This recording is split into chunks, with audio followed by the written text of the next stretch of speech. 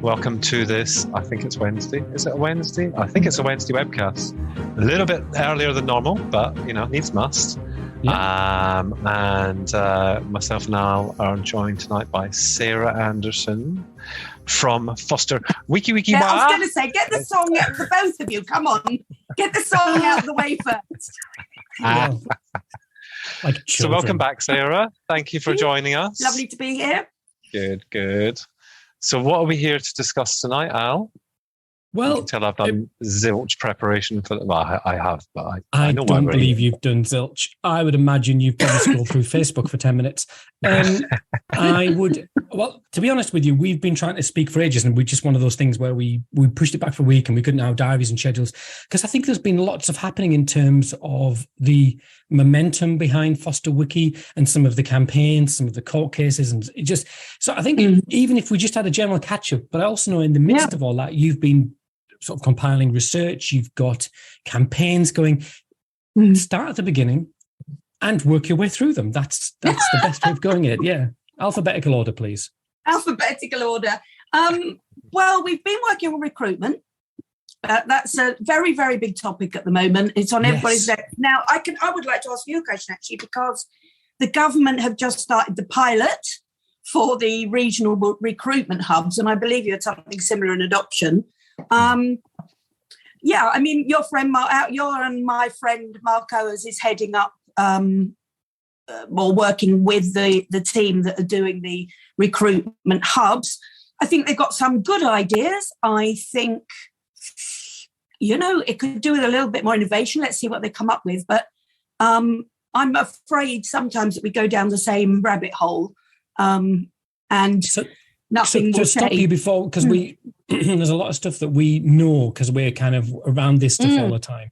So when you say the government has set up some recruitment hubs or they're sort of trialing recruitment hubs, aren't they? Is that maybe a better way of saying it? So tell me it's from the care review. The money from the care review is being spent on the regional recruitment hubs. I think there's several local authorities involved up in the north, and they've all got together and they're doing these recruitment hubs. And it's not small money, is it? But it's not linked to specific agencies. It's so what I know of the one in the northeast, for example, is that it's across a whole range of different local authorities. But I guess under that umbrella, there'll be regional, there'll be independent foster care agencies. But I'm not sure they're included. No, are they? I don't think they are included. No, it's just the local authorities. Yeah.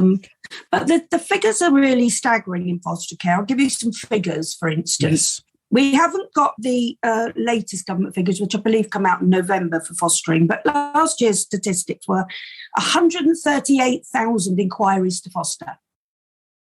Yeah. Then 5,670 of those went into assessment. That's all.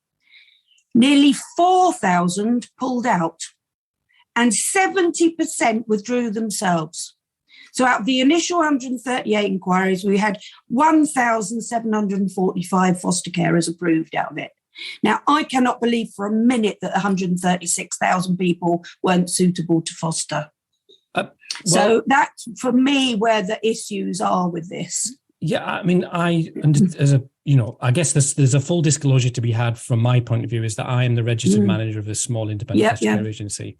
And my experience of recruitment is that a lot of people will ring up and say, I'm interested in fostering. And they say, but I haven't got a spare room at the moment, or I've got 37 Alsatians. There's a lot of, if we're talking about that very, very front door, you get a lot of that number 138,000. That's a really big hopper that's collecting everyone, people who are just fancying it, they're just in passing, and they find out that actually that's just not for them. Yeah, no, I absolutely appreciate that. I just don't think, is that where the figures numbers start? Are a bit big, Do the figures start literally at that point when somebody rings a fostering agency and says, I would like to think about fostering, say, as an example. Sorry, I've thought about fostering. That's called the initial inquiry, yeah. Right.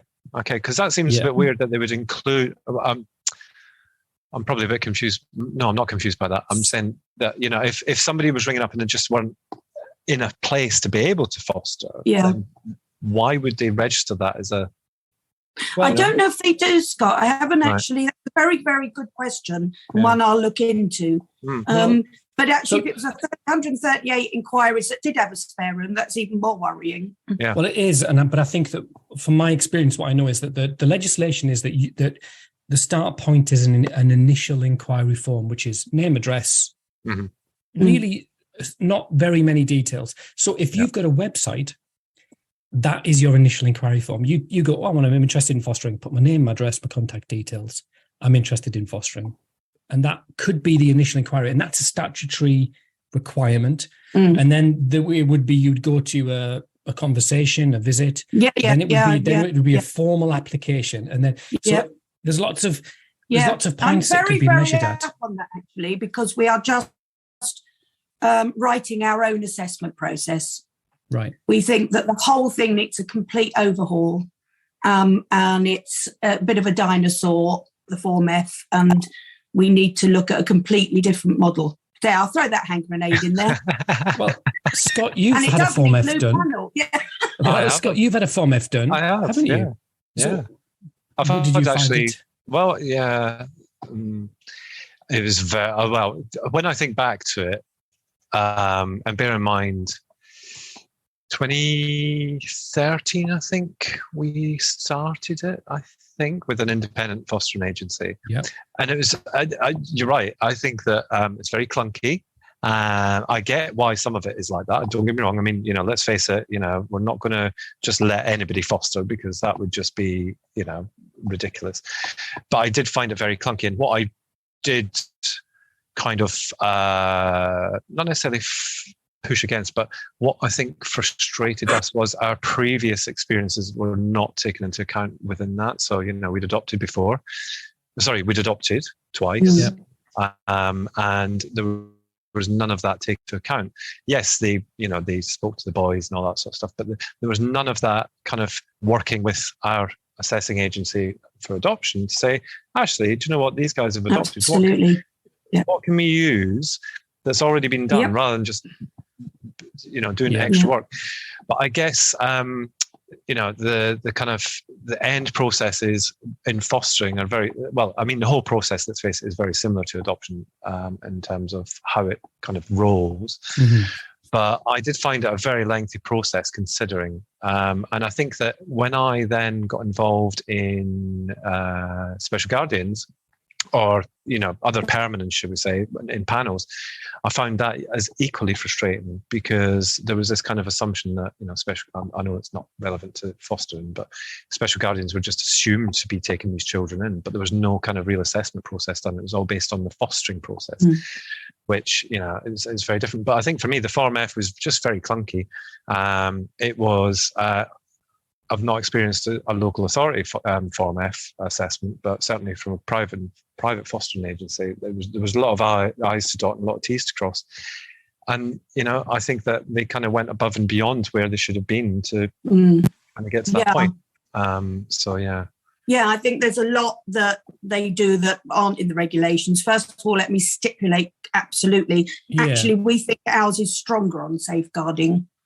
Ours is also not driven, we don't think that this is a foster carer we don't think it should be done by one person, because that's one person's opinion all the way through. And there's an awful lot of people that drop out due to, personality clash with a social worker, or the social worker has a particular frame of reference for, I don't like that, it shouldn't be done by one person. We also want a strengths-based assessment process, exactly, Scott, focusing on what skills people are bringing in with them, also centred around, integrated in the system, is going to be our National Foster Carers Qualifications, the foundation qualification, which is an absolute all-encompassing. We're launching this week. They will be so much more well-trained on day one. This the National Foster Carer groups, where they can relate practice with skilled carers or social workers, and it will also include we think it's top heavy in the wrong place. It shouldn't be one person that goes to a whole panel of people right at the end for a bit of tie a bow around it. It should be a lot more chunky at the beginning, and so what much. Does that? I mean, I undertake Form Fs. I've undertaken across my career, and I mean they're an interesting document in that you've got to be qualified a certain number of years to undertake them. There's a real. I mean they're peculiar in that the statutory framework is it's got to be completed within 9 months, start to end, which for adoption is 6 months, which is a complete nonsense, because you would have thought adoption's for life, fostering potentially isn't. So what you talk about strength-based model? I mean, maybe we're getting into the long grass of models of assessment. I want to give it all away. What do you mean? Well, you're keeping your powder dry? I'm keeping a bit of my powder dry, but can I point out to you as well that the Form F is nothing to do with the government or regulations? No, it's just a purchased one model. organisation who is actually a membership organisation for local authorities and agencies, not for foster carers. It's their version of, their interpretation of the regulations. Now, strengths-based for me is about people being able to be empowered earlier. I always think that the Form F, I've been through several myself, it doesn't try to build you up, it breaks you down. I know you'll disagree, Al, verbally, because you do it. You're on the other end of it. And I've been through a few. I've been through a few myself. But also, when foster carers get to be foster carers, there is no strength in their own, there's not enough confidence, self-confidence. We want a lot more self-assessment through the process as well, so that there's a huge amount of self-reflection and, written work and other on reflecting on their own frame of reference, their own ideas. We just want a much more empowered, stronger assessment process. Not a sort of cottage industry, sit around and have a coffee and talk about your past thing. Well, I mean, so I'm just going back to what you were saying there, Sarah, and I agree that there needs to be kind of almost like a qualification, because actually foster carers are professionals. You can stick this thing that they're just kind of temporary parents or whatever up your backside. They are professionals. And I remember being passed a big folder to do an MVQ style thing. And this was, I think, 3 months after we'd been approved. Now, bearing in mind, I have a husband and a job, 2 kids who are in high school, and then a foster child who eventually became our own child. When the hell have I got time to fill in this big, bulky folder on my own with no support, no help, all that sort of stuff? I mean, that's something that should be done through the assessment process, surely. I mean, if you've not got the skills to foster, then you shouldn't be fostering. Forgive me for saying that, but surely that should be done at the beginning. So that you've got That's what we're doing. It's called the NFCQ integrated assessment process. What also is so important for us as well, from our point of view, is this is the start of a piece of work, not a standalone piece of work. Yeah. So that the foster carers just begin there and then grow from there. They don't leave their and also we believe that their assessing social workers should be involved in that process too amongst the team. Absolutely. Because they then start fostering with the confidence of somebody they know very well. And that's really important in terms of support. So there is nothing to take away from the safeguarding. We think in many respects it's probably safer. We're front loading it, not end loading it. I don't think we need panel. Oh, see, I like panel. That's a bit of a grenade, isn't it? I know, but I like panel because it's just nice to be, I think it could be less formal in terms of a decision and all that stuff. Like it, Scott. Yeah, see, weird. I do. Yeah, I am very weird. It's the show time. Yeah, you should know that by now. But also, my experience of panel was quite different because the chair I knew, and also, it's quite. No, I mean the chair when it came to placing and all that sort of stuff. But anyway, I was deferred at panel. Yeah, we know. You deferred. I think so. I think I've been deferred like 3 or 4 times. Some, fashion sense. Yeah, should never have been allowed to do it. Well, if you believe everything you read on the internet, that's true. Yeah, exactly. And there we are. That's one of the things we've been doing. Can I say though, I just my reflection on all of this is that it often comes down to the assessor.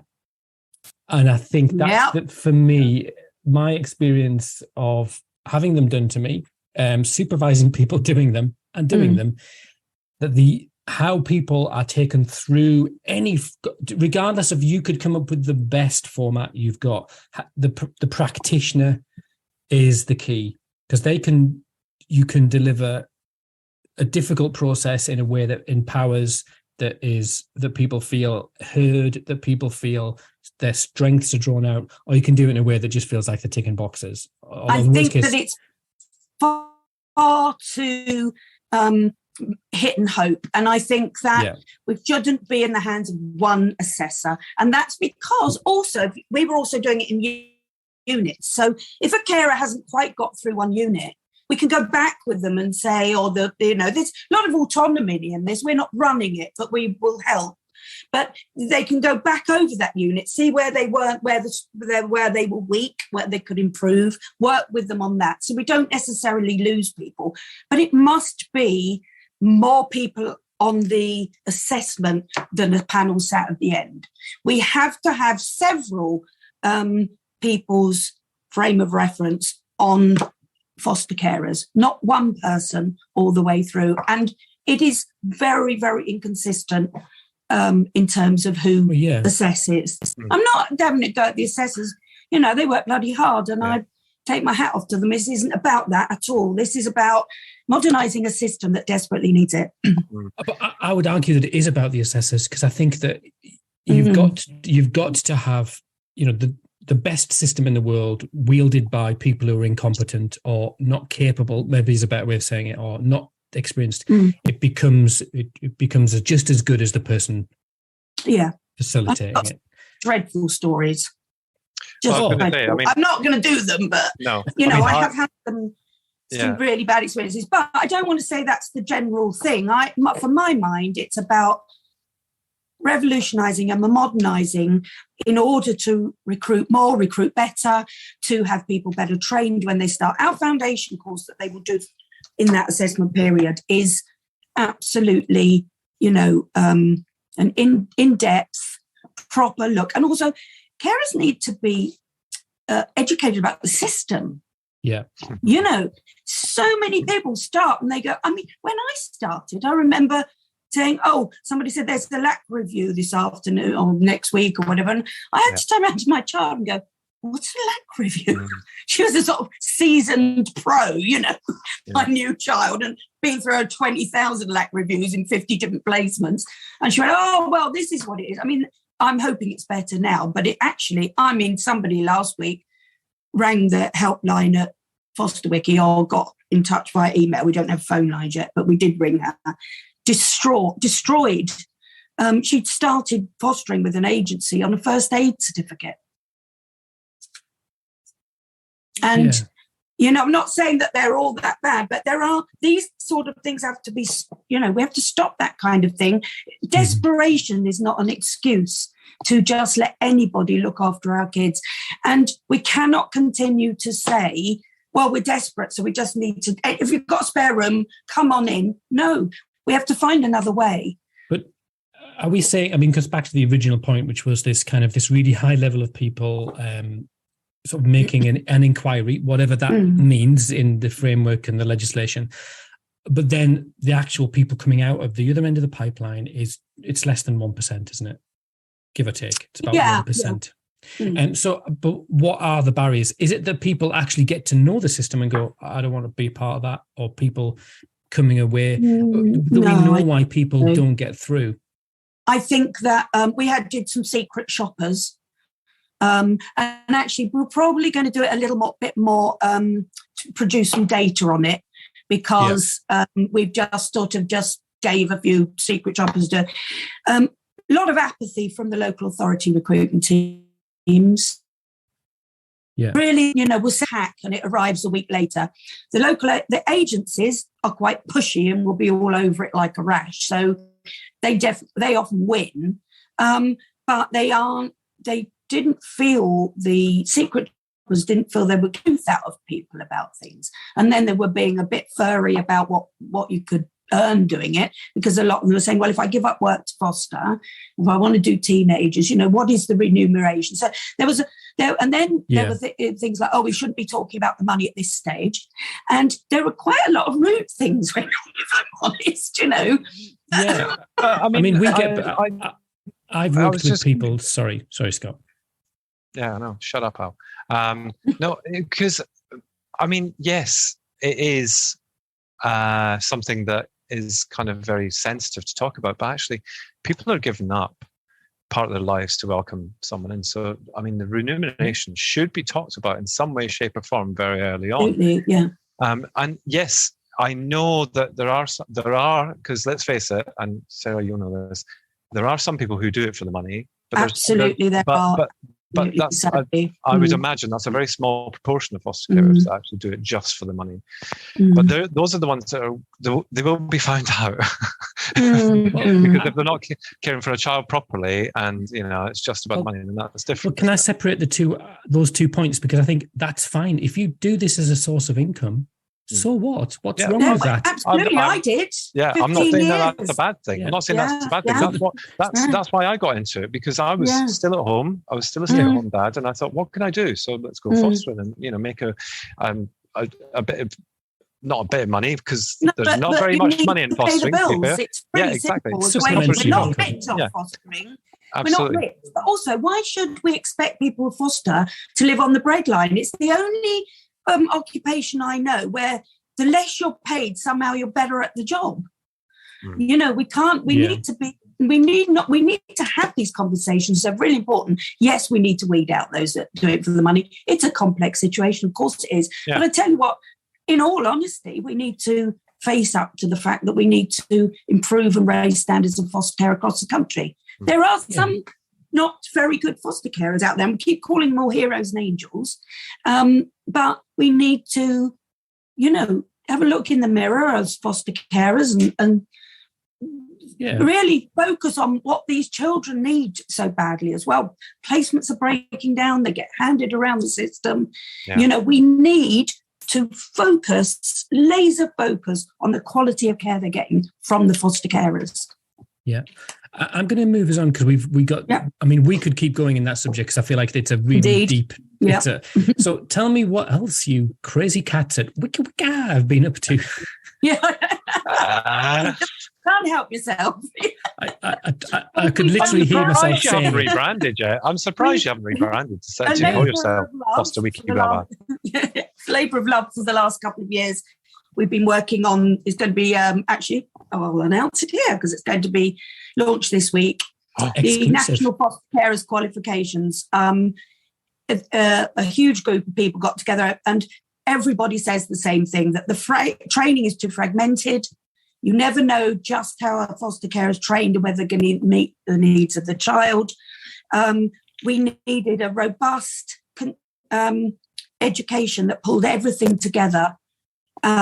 So rather than all these little bits of training here and bits of training there, and to a good standard. So we've launched the National Foster Carers Qualifications. The foundation course is ready. We're still working on the intermediate and the advanced, but they will go up to quite a high level, the advanced. I do honestly, but another bit of a grenade. Will we end up with two streams of foster carers, the professional stream and the others? Will we? I don't know. It is the amateurs. Professionals and amateurs. Don't want to, we need to have people want to further their education all the time. We do need people that want to continually develop their education, specifically in trauma-informed care. We are failing these children until we start improving things. I know I spoke to our friend Mark the other day. He was actually on LinkedIn, and he's repeated from the care review. I agree with so much he says, but the one thing I don't agree with is fostering as a success story. As far as I'm concerned, foster care is only as good as your care leavers. It's only as good as the experiences those children have going through it. And so many people have very settled placements up till the teenage years, often for many years. And there's such a breakdown point at that point. Yeah, I would kind of maybe is there a caveat to that? Because this idea that the outcome is a reflection on the carer, because I think that the carers are one piece of a jigsaw of that child's care experience. Your child that will have potentially can have a really high turnover of social workers, independent reviewing officers, the quality of the school, and also the child's pre-care experience has a huge influence on their post-care experience, doesn't it, as well? So I think it's really, it's tempting to say, oh, well, foster care is failing. But it's a much more nuanced than that, isn't it? Yeah, I agree, but complexity we should never use that as a reason for not improving. You've just said the IROs change, the social workers change, schools change, you've got contact and everything. If you've got the safe place in the centre of that, where that child feels safe and secure to go out in the world and then be buffered against social work change and be buffered against things, help with their contact with their families. And I'll tell you why I know, and you guys probably know, I've done it for 15 years. And not one of my children have ended up homeless, quite the reverse. And I'm not saying I'm some fantastic carer, I'm not. I just happened to have the skills when I came in and was very keen to learn as quickly as I possibly could. And had an inquiring, curious mind, and also had this. I've counselled some 8,000 hours of children, many of them looked after. So I had a unique perspective, and also knew how to work in a trauma-informed way. So it's no coincidence that we've had a higher number to university. We've got grandchildren out there in settled family homes without a social worker in sight, with our ex-looked after children. It really can be a success story. But I'm not blaming the carers. I don't think we equip them properly. We certainly don't support them enough.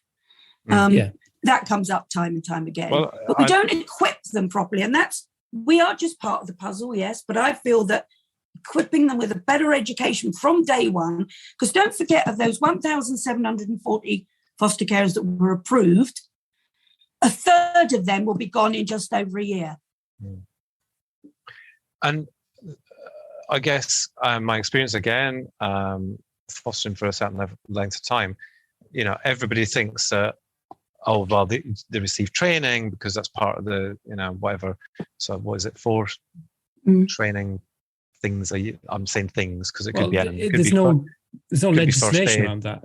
Well, exactly. But I certainly and again, this was a private agency, so it could have been different. I don't know what they're thinking. But, for kind of training events a year you had to attend, or one of you had to attend, not both of you, just one of you. So is there this kind of misconception that actually by providing training for foster carers that they're supported? No, they what? That they're supported. Is that like just a fallacy? I think so. And the other thing that we've got in terms of support, the other thing that we've integrated into our national foster care qualifications is what we call the NFCQ groups. We have got a group, so each local authority or agency can have their own NFC groups, and the foster carers, the experienced foster carers within their settings can do we've got a proper course on how to deliver a group, how to it's too late for it to be a bed. Yes, not supervise it, quite different. This is about, because one of the huge things that for foster carers say over and over again, every review, I want to be treated professionally. Now, if they've got better qualifications, and then what these groups are, which don't exist anywhere, it's not support groups, it's not bingo, it's not a cup of tea, it's actually relating theory to practice. We could even help with placement breakdowns by people sharing their knowledge and their skills, how they might have coped with that situation in a really boundaried and safe place. Foster carers are quite scared to talk out when they go to support groups, but we want to provide a really professional safe space for them where they feel really respected. They can run their own groups, and I think that it's a really, really good opportunity to show foster carers how much by the agents and local authorities that they respect them as their own professional sector. Use the word professional. I usually say professionally because it's such a hot potato, whether the foster care is a professional or not. So I use it in a looser term, but it's about being treated professionally. And also, how many of us could raise our game by having these groups and feel more confident, feel more heard, feel more that our actual, education that we do take on board and the learning we do actually means something and how we relate it to our practice. So I'm quite excited about that as well. That's exciting. Where can people find out about that if they want to? I'm going to, on Friday, we're going to launch it all over every platform. We've already got some agencies interested and some local authorities. Well, there you go. So that would be Friday the 21st, I believe, 19th, 20th. Yes. Yeah, so that sounds really interesting, and people can find that. That'll be all over the internet. So that's two things. Tell me about another thing that you've been doing. What else have you been up to? How's the court case going in terms of the professional or not professional? Just a little explainer for people who don't know what the court case is. This started back many a year when we started talking about foster carers having workers' status. Because clearly, if you look at the government's statuses for employment, we come within the worker category. First of all, let me blow one myth out of the water. This is not about being an employee. Mm-hmm. Nothing changes. It is still a part of self-employed, but it just gives you some more rights. Actually, we already are workers. So when people say, everything will change, it won't actually. We'll just get our rightful classification. People there don't want to do it because it's about money and about other challenges and things like that. So what happened, I started off, as you know, in a small union many years ago, and the guy from there, Robin Finlay, he went off and he thought we were better off having our own union that wasn't attached to other sectors, and he was right. So, but they refused to register the union because we're all self-employed, the government. So Robin took them all to court. I was part of that. I was a witness in that court case as well to say, actually, we are workers. So we had to prove we were workers in order to create our union. And we won that case. So the judges at the appeal court, we went to the appeal court. Nobody challenged it from the local authorities or the DFE. Nobody challenged it. So it didn't go to Supreme Court.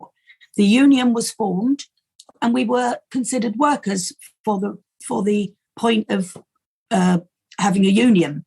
But of course, because the judge only ruled on that, they said, it's only for the union. So we then said, right, okay, we've got to start again here. And we've got to take some court cases through court to prove that mainstream foster carers are, in fact, workers. So we had the first, I can't go into detail because I think it's, you're not allowed to until things happen. But how did I feel about it? I felt that the government came in rather confident that they were just going to say, we're building loving homes built on love and we aren't having anything to do with it, basically. But interestingly, I think they thought that would work because it was a family court judge. But I honestly think it was going a little bit in our favour. You never can tell, ever. And even if we don't succeed, we'll then challenge it onto the Supreme Court. Now, the ruling, the summing up is in December. Anyone can go. I'll put the details out there. And then the ruling will be in the new year. So where does that leave us? In all honesty, nobody wants to go to court. No one. Yeah. But if they'd listened, if they would listen, if they would improve things for foster carers, if they would make the allegations system better, if they would protect us in whistleblowing, if they would give us the proper breaks that carers desperately need in order to keep going, we wouldn't be at court.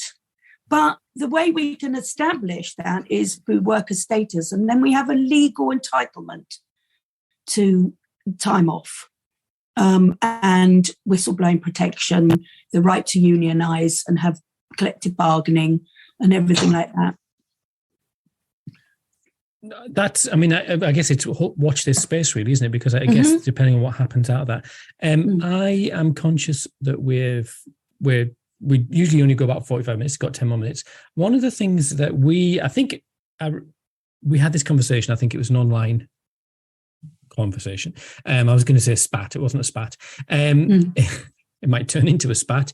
You talked, it was more trying to ask questions. You talked about foster carers having transferable registrations, and I couldn't quite, I don't know whether it was my kind of doctrination in the current system that made me unable to see how that would work, or me having questions. So can you explain that? Because obviously, I guess from my point of view is that the agency or the organisation that approves you holds your registration, and you were sort of saying, well, actually, why don't foster carers hold registration? Is it as simple as that? I feel that's a form of ownership, if I'm honest. And when you're a foster carer and you've been one for many years, it is a form of ownership.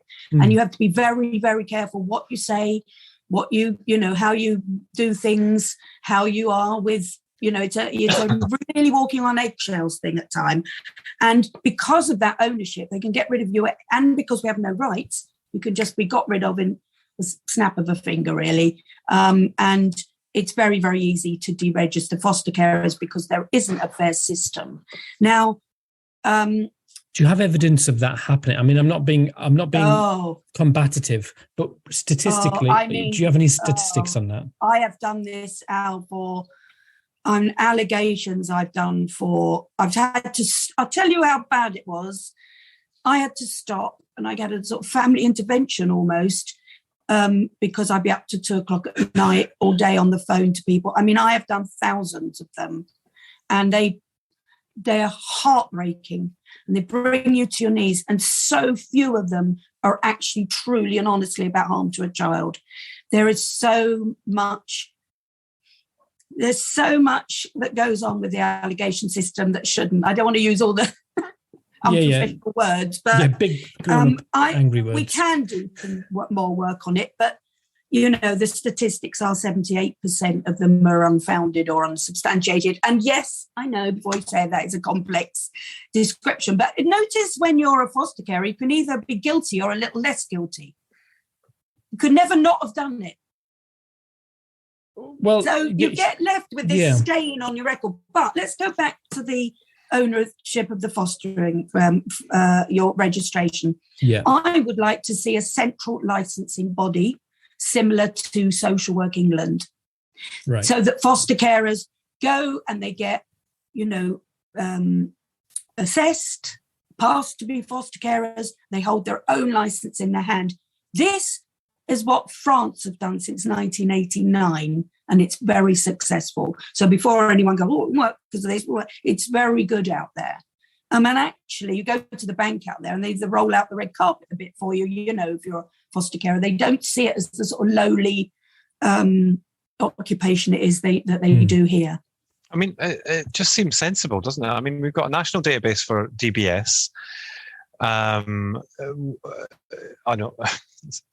know that's kind of not relevant, but we've got, you know, a national database of schools with Ofsted and all that sort of stuff. So why shouldn't, you know, if people are being assessed as foster carers, to be assessed on a kind of national system, shall we say, and, you know, to have the kind of the issues like you've just said, you know, with allegations and all that sort of stuff, to have that dealt with by professionals who can actually deal with it, and you know, to have evidence that, you know, this is the case, and then, you know, rather than foster carers feeling like, you know, it's no different if you get accused of something at work. I know it's slightly different, but if you get accused of something at work and it goes to HR, that's the process. And yes, that causes you undue stress, of course it does. But, you know, when we're talking about fostering, it's one person that could potentially make a decision on whether that child's going to stay with you or not. Yeah. And that shouldn't be the way it is. Personally speaking, I don't think it is. You know. And children get moved unnecessarily too. Yeah. And it can be grudges, it can be because somebody's complained about the social worker. I promise you, I'm not making that up. And what we really need to do as well, I don't say it alone here. There's too many people that say it. You could speak to Robin Finley at the union because he's dealing with a lot of these things. But I think what we really need to do is the industry need to stop pretending that the people that are having trouble are just a few and everyone else is really, really happy.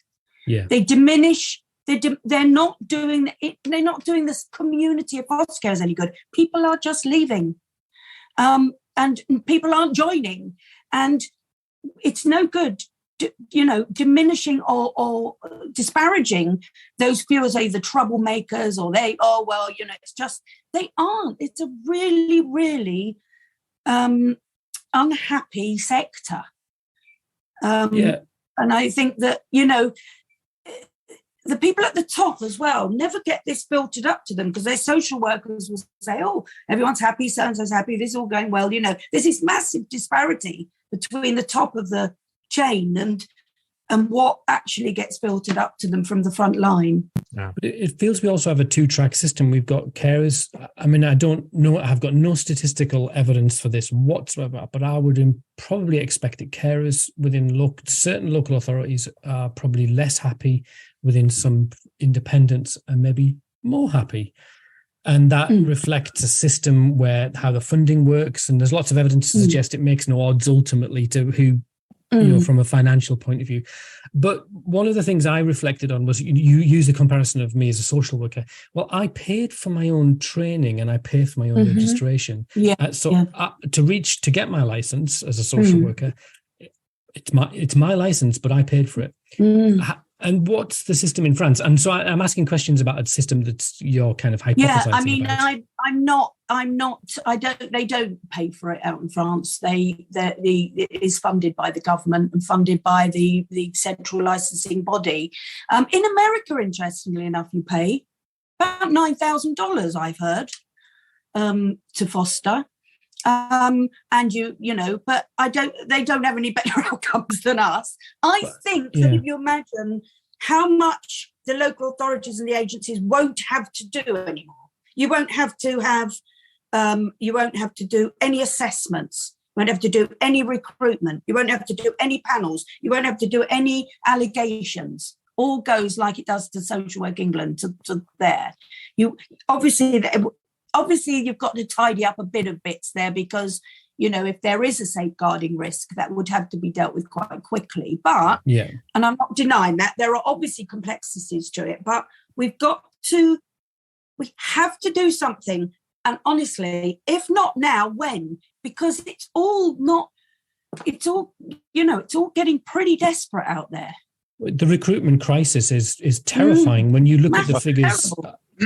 Yeah, and it's the same in Ireland, because we talked to Deirdre McDonough, who's the managing director, CEO of Five Rivers Fostering in Ireland a couple of months ago. And recruitment here is, not here because I'm in the UK at the minute, but in Ireland, it's just as bad. They've got, they're really struggling to find foster carers as well. And do you think that maybe some of that is just this perception of what fostering is? I think it's very much to do with the narrative. And I think in our modern eco sort of social economic landscape, I think that it's the old woman in the shoe narrative is just not, compatible with what people want. And actually what's the real shame about it is this is not true. Because I'll tell you what, nobody recommends fostering more than me. Some people will often say to me, well, you keep putting it down. No, I just want change to make it better. And fostering is an incredible thing to do. I don't want to come out with the usual superlatives because I think those superlatives are the things that get us into trouble in the first place. It's so rewarding, or it's fun, but there is nothing quite like it. And I can't explain the why or the whatever, but it's a way of life. It's really meaningful. I think I'll be on my deathbed. I'll be saying, well, I did that. You see that you change lives. It's absolutely incredible thing to do. Is it hard? Yes. You're on your knees often, but it's a sort of challenging on your knees where you've got to get up again and you're not quite sure how, but you're going to, if not for the kids.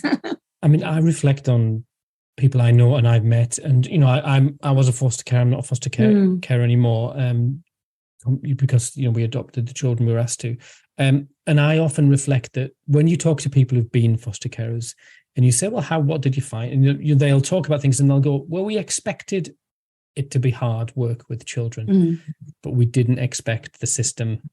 We didn't expect, and it's a conversation around, those are the conversations where people go, I didn't quite appreciate what it's like to have a social worker. Yeah. And I think we've got to have social workers. We can't get around from that, or to have people coming in my home, the number of meetings, but also that peculiar dynamic of, in my not like you, in your normal life, you're a professional, you're a qualified professional, highly respected, yada, yada, yada. But when you step into a looked after child review, you are, and I say this in inverted commas, you are just the foster carers. Speak when you're spoken to, and that kind of thing. And I think that's what we need to change. And I think that the just foster carer stuff has to change, because it's not actually true. If you take this job seriously, trust me, it's very skilled, it's very nuanced. I mean, it's visceral, but it's incredibly hard. But if you're equipped and you're educated in doing it, and I think we need to really value it hugely for what it is. Much more trauma-informed care. We need foster carers, to be able to go, look, I've got a qualification, a recognised qualification, and we're working on the recognition at the moment. We've run it past a couple of accreditation boards, and they love it, but they kind of take it off you. It's very complex anyway, but we're we will get some endorsements and things, but this is a way of respecting carers, and actually it's that step towards that professionalisation, the central licensing body and things like that.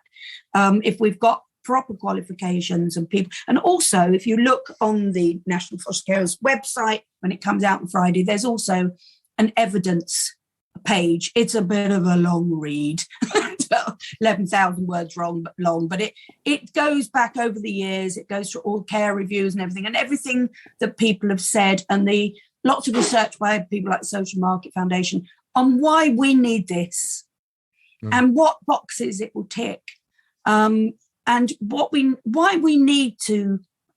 I mean, so many people talk about valuing foster carers, but I don't think they recognise just how to value them. I think, I went to my local authority and said we should have a social workers and a foster carers day, where one does a day in the life of, the other does a day in the life of, to sort of bond people together a bit rather than them and us. And I ended up doing a cup of tea and bingo with the social workers. And all the social workers sat in one corner, all the foster carers in the other. And I was like, I can't believe this is their answer to what I just said.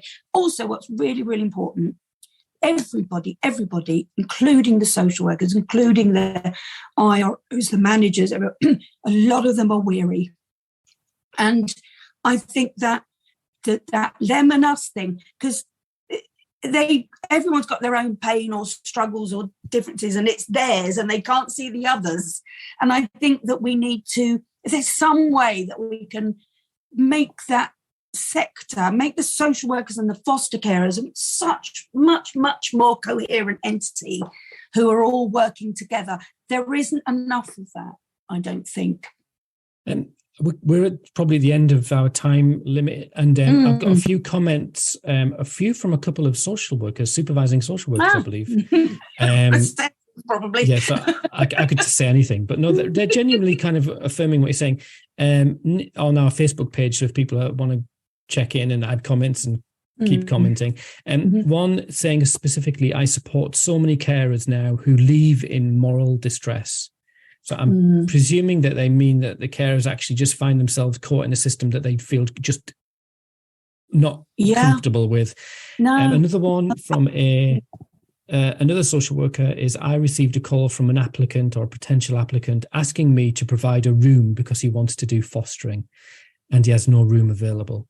And I think, so yeah, I think that when we look at the 138,000, if that goes in the stats, that's people who are,